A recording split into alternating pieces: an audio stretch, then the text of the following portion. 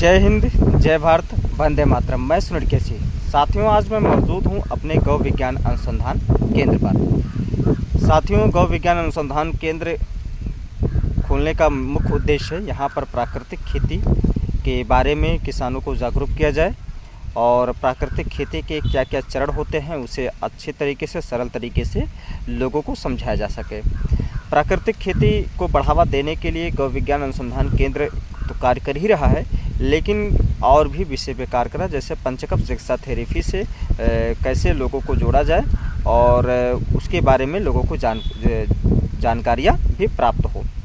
और इसके साथ में प्राकृतिक खेती के जो चरण होते हैं, दवा, खाद, टॉनिक और बीज का शोधन करना, ये सारी चीज़ की जानकारियाँ आपको इस अनुसंधान केंद्र पे देखने को मिलेगा और आप बहुत कुछ सीख सकते हैं। अभी कार्य प्रगति पर है, चल भी रहा है धीरे धीरे।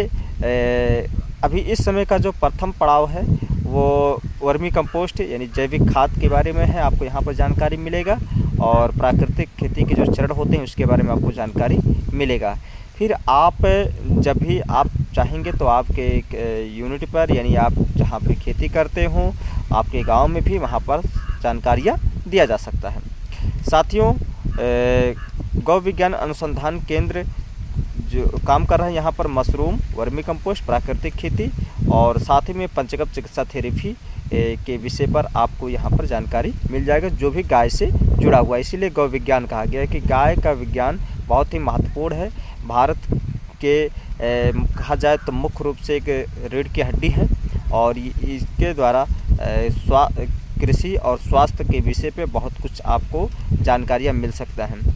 साथ ही में गौ विज्ञान अनुसंधान केंद्र के सामने अपना विद्यालय है, Swami Vivekananda public junior high school, जहाँ पर शिक्षा यानी शिक्षा के माध्यम से लोगों को समाज में एक अलग जगाया जा रहा है और आगे बढ़ाने का प्रयास किया जा रहा है। इसके साथ में पत्रकारिता के विषय पे मैं काम कर रहा हूँ, जो हिंदी दैनिक विश्व सेवा संघ समाचार पत्र के नाम से न्यूज़पेपर है, जो भारत सरकार से रजिस्टर्ड हो गया है और इसके माध्यम से समाज के जो सामाजिक मुद्दे हैं, जो सामाजिक आपका हलचलें हैं, वो सारी चीज़ें आपको पेपर के माध्यम से मिलता है। इसके साथ में डिजिटल मीडिया यानी यूट्यूब पर भी हिंदुस्तान न्यूज़ नेशन करके अपना बनाया गया है, जिस पर आप पूरा बाकायदे से यूट्यूब वीडियो के माध्यम से आप समाचार देख सकते हैं। तो साथियों, मैं चारों क्षेत्र को एक बैलेंस के रूप में लेकर चलता हूँ।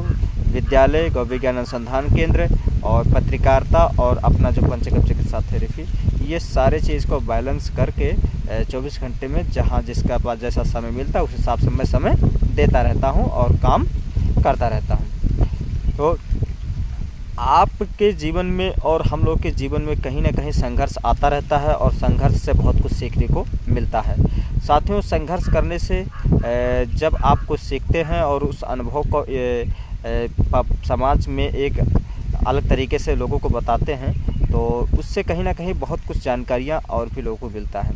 तो मैं पिछले 2014 से लेकर अब तक मैं सामाजिक कार्यों में लगा रहा और बहुत कुछ कई क्षेत्रों में सामाजिक कार्य किया, एनजीओ के साथ काम किया, ट्रस्ट के साथ काम किया, तमाम प्रकार के संगठन में पदाधिकारी के रूप में भी काम किया और साथ में खुद अपना जो है एनजीओ बनाया, फिर अपना जो है खुद का पेपर लॉन्च किया, स्कूल, तमाम प्रकार के। तो ये सारी चीज़ों का जब समन्वय देखा जाए तो कहीं ना कहीं संघर्ष बहुत ज़्यादा रहा है और समस्याएं बहुत ज़्यादा आई हैं, लेकिन उस समस्याओं से उलझने के बजाय उसे सुलझाने में मैं लगा रहा और आज फाइनली अपना गौ विज्ञान अनुसंधान केंद्र भी संचालित हो चुका है, साथ में विद्यालय भी संचालित हो चुका है और पेपर भी संचालित हो चुका है और पंचकर्म चिकित्सा थेरेपी अंतिम पड़ाव पर है, जो दिसंबर में फाइनल हो जाएगा है। तो इस तरह का मतलब एक होता है सबके जीवन में। तो साथियों, मैं चाहता हूं कि आप लोग भी संघर्ष करें, तो संघर्ष के दौरान जो भी अनुभव आपको मिले अपने अपने क्षेत्र में तो उसे आप समाज में बताएं और उससे लोगों को एक प्रेरणा मिलेगा और आगे। तो साथियों, जब भी आपको गौ विज्ञान अनुसंधान केंद्र आना है तो आप जानिए कि जनपद सिद्धार्थनगर से जब आप बढ़नी की तरफ आएंगे हैं, यानी तुलसियापुर चौराहे से बगल में आपको आता है, अहरौला मनकौरा के पीछे पड़ता है, यहाँ पर जब भी आएंगे तो आपको बहुत कुछ सीखने को मिलेगा। हाँ, आने से पहले ज़रूर एक बार कॉल कर लीजिएगा। अगर मैं रहूँगा तभी आप आइए, नहीं तो फिर इधर उधर क्षेत्र में रहूँगा तो फिर आने से आपका समय बर्बाद होगा। तो साथियों, बस आज के लिए इतना ही रहेगा। फिर कल मैं आपके साथ में लाइव हाजिर रहूँगा और किसी विषय के साथ में है। आज तो केवल एक सामान्य परिचय के रूप में है। तो धन्यवाद। जय हिंद, जय भारत, वंदे मातरम।